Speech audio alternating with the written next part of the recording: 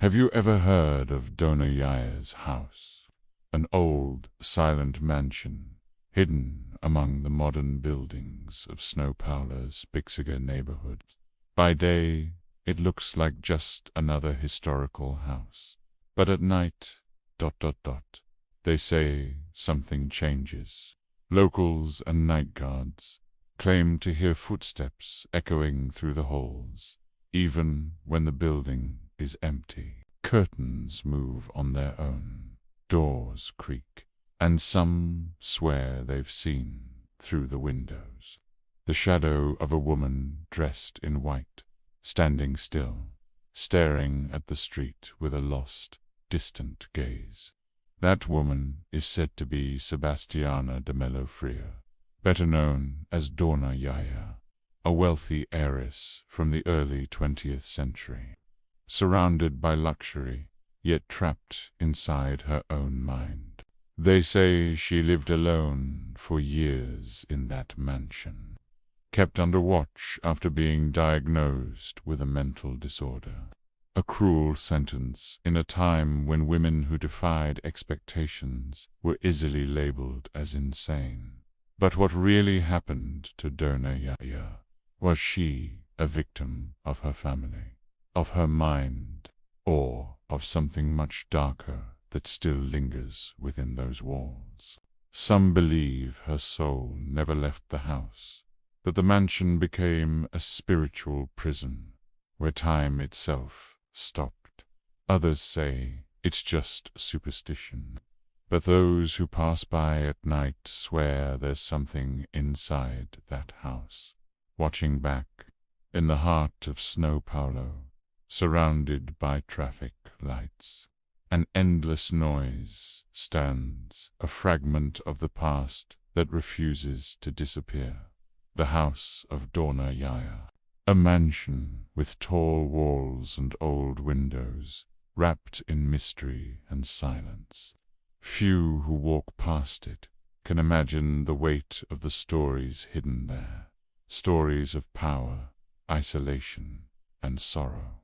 To understand who Dona Yaya was, we have to travel back more than a century, to a time when Brazil was taking its first steps into modernity.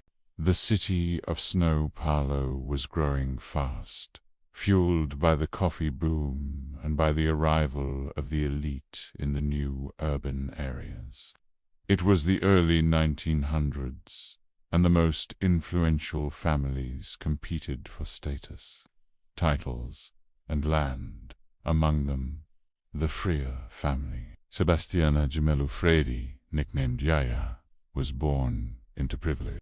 Well-educated, refined, and heir to one of the most respected fortunes in the city. Her life seemed destined for comfort and admiration. But behind the luxurious salons and elegant gatherings, something dark began to take shape. Over time, Yaya started to withdraw from society. Reports from that era mention her strange behavior, long periods of isolation, emotional breakdowns, and disturbing vision. In a time when any sign of feminine sensitivity could be called hysteria, Yaya was declared unfit and placed under her family's guardianship. From that moment on, her fate changed forever. The mansion in Bixiga, now a historical landmark, became not just her home, but her private prison. Surrounded by caretakers and doctors, she spent decades in confinement, living among memories, voices, and shadows. Many believe Yaya never accepted her captivity, that her mind, instead of fading, echoed through the walls, leaving behind an energy that never disappeared. And that's how the legend was born. The tale of a wealthy woman who lost everything, except her presence. A presence that, even today, feels alive within that old mansion. Confined within the mansion's walls, Dona Yaya began to live in a world apart, a world that only she seemed to see. During the day, the windows were opened to let the sunlight in, but at night everything changed. The lights went out early, and silence took over the house, broken only by the steady footsteps of the woman who wandered from room to room. The house staff told stories that ranged from tragic to supernatural. One of them claimed that one night, when he went to check on Dona Yaya, he found her standing before a mirror, whispering something softly. He swore her reflection moved a moment too late, as if it wasn't really hers. Others spoke of laughter echoing from the attic, a place no one was ever allowed to enter. A doctor who treated her once wrote in a letter that she claimed to see faces in the walls and hands, calling to her during the night. But according to some, Yaya wasn't insane. She was haunted. There are those who believe the mansion was built upon an ancient spiritual ground, a place where unknown forces existed long before the Freire family. Some researchers of urban legends say Yaya was a medium sensitive to energies and presences, and that her forced isolation only pushed her deeper into that invisible world. As the years passed, the line between reality and delusion began to fade. Yaya was rarely seen by neighbors. People said the curtains moved on their own, and that sometimes a woman's voice could be heard crying softly during stormy nights. The house became known as a place where time stood still, where sorrow clung to the walls like an old, lingering perfume. When Dona Yaya finally died in the 1960s, people thought the silence would return, but the opposite happened. What had once been faint noises became constant manifestations, footsteps, moans, slamming doors, and shadowy figures that appeared and vanished in the second-floor windows. During renovations in the 1980s, workers reported strange, inexplicable events. Tools disappeared, doors locked on their own, and the air felt heavy, oppressive. One worker quit after feeling a cold hand touch his shoulder, even though he was completely alone in the room. Today, the house of Dona Yaya belongs to the University of São Paulo and serves as a cultural research center. But even with modern restoration, the energy of the place never faded. Researchers and guards report the same strange feeling, as if they're being watched. Cameras capture shadows where no one stands, and lights turn on by themselves in the middle of the night. Some say Yaya never wanted to leave, that her soul, still confused, remains trapped between two worlds, guarding her home, her story, and her pain. Others believe she's not trapped at all, that she's protecting the house, making sure it's never forgotten or defiled. But one thing is certain. Whoever steps inside that mansion feels something, an unexplainable chill, a quiet presence, as if someone still walks through those halls, watching, waiting, and maybe, just maybe, it's Dona Yaya herself, still searching for the freedom that was denied to her in life. As the decades went by, Dona Yaya's mansion became a symbol of old São Paulo, but also one of the city's most haunting and intriguing places. Even after being turned into a cultural center, those who work or visit there swear something inside that house doesn't belong to the present.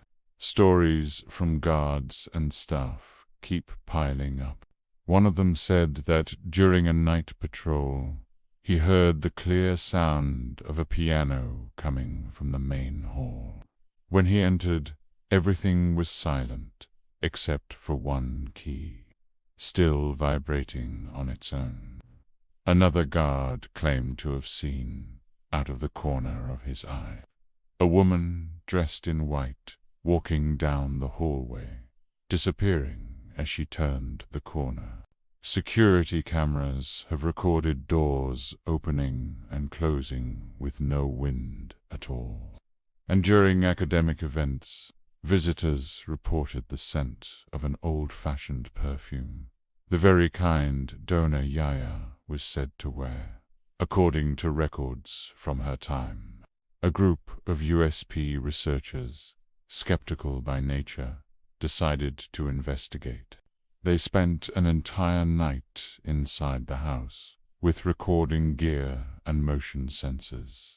Everything seemed calm, until around 3 in the morning, when one of the microphones captured a soft female voice, whispering the name Yaya. No one in the room had spoken. The recordings were analyzed, but no explanation was ever found. Some said it was just electrical interference. Others thought it was the wind, but those who were there swear that the temperature dropped suddenly. The air grew dense and heavy, as if something or someone had passed through. And so the question remains, does Dona Yaya's spirit still wander through that mansion, reliving the days of her confinement? Or are these stories just echoes of a legend, amplified by imagination? Perhaps we'll never know the truth, but the mystery lives on, and with each new account, Yaya's presence feels more real, more tangible, as if she's still there, listening to every word spoken about her story. The house of Dona Yaya still stands, strong, solemn, surrounded by modern buildings that seem to swallow the past. But it endures, as if to remind us that some stories refuse to die. Maybe the scariest thing about Dona Yaya's legend isn't the ghost itself, but what she represents. A woman who was never allowed to choose her own fate, who was silenced, locked away, and forgotten, until history, time, and the supernatural came together to keep her alive, even after death. Some say her presence is just a metaphor for loneliness. Others believe it's a soul demanding justice, trapped in a cycle that never ends. But maybe Yaya is trying to tell us something, that the real prison isn't the mansion's walls, it's forgetfulness. While the modern world rushes forward, building and expanding, her house remains still, unmoving, like a portal to another time. Some feel fear, others curiosity, but no one leaves that place unchanged. Because there's a silent gaze that follows you with every step, an ancient, feminine, eternal gaze. And so the question lingers, is Dona Yaya still there? Or is she in every woman who's had her voice silenced, in every story erased, in every life lost between madness and abandonment? In the end, perhaps the true mystery of the house of Dona Yaya isn't what happens inside its walls, but what it awakens inside us. If you've made it this far, it means the mystery called out to you too. So leave your like, share this video, and subscribe to Urban Secrets as we continue exploring the dark and fascinating legends hidden across Brazil and the world. And remember, Not every ghost is dead. Some are just waiting to be heard.